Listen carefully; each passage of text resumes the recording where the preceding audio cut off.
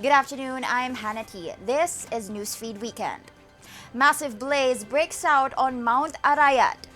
Catholic faithfuls bid farewell to Pope Francis ahead of state funeral in Rome. And a solemn mass held for the people's Pope at Notre Dame Cathedral. We begin with breaking news out of Pampanga. A massive wildfire has erupted on Mount Arayat.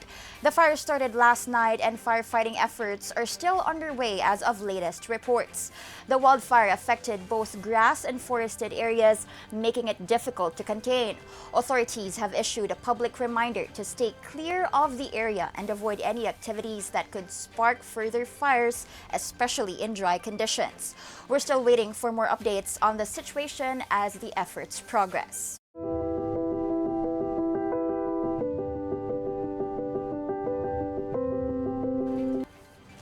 Around 250,000 people paid their final respects to Pope Francis at St. Peter's Basilica. That's 55,000 more than the crowd who came to see Pope Benedict XVI back in 2022. For over 3 days, pilgrims, tourists, and locals lined up to view his open coffin.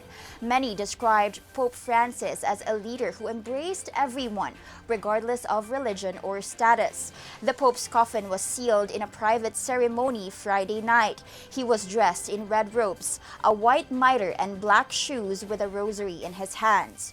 Coins and medals from his 12-year papacy were also placed inside, along with a white veil over his face. St. Peter's Square will reopen early Saturday to let in the estimated 200,000 people expected to fill the plaza. Security is tight, with drones banned, snipers on rooftops, and jets on standby. U.S. President Donald Trump arrived in Rome late Friday, his first foreign trip since returning to power. He is joined by First Lady Melania Trump. Meanwhile, the country's first couple, President Bongbong Marcos and First Lady Liza Araneta Marcos, have also arrived in Vatican earlier today. They're among over 50 heads of state and royals attending the funeral. After the funeral, his coffin will be driven through Rome to his final resting place, the Basilica of Santa Maria Maggiore. A group of the poor and needy will be there to welcome him. He will be buried in the ground with a simple tomb marked with one word, Franciscus. Visits to his tomb will be open starting Sunday. And as the world mourns, the Catholic Church prepares for what's next. Cardinals have started meeting in Rome to prepare for the conclave. The official mourning period ends on May 4 with the election of the next pope, likely to follow soon after. A solemn mass was held at the iconic Notre Dame Cathedral in Paris, a day before Pope Francis is to be buried in Rome at the Basilica of St. Mary Major. The Holy Mass, which began at 6 p.m., saw a large crowd filling the cathedral to capacity. Some attendees could only listen outside while others waited in line to enter.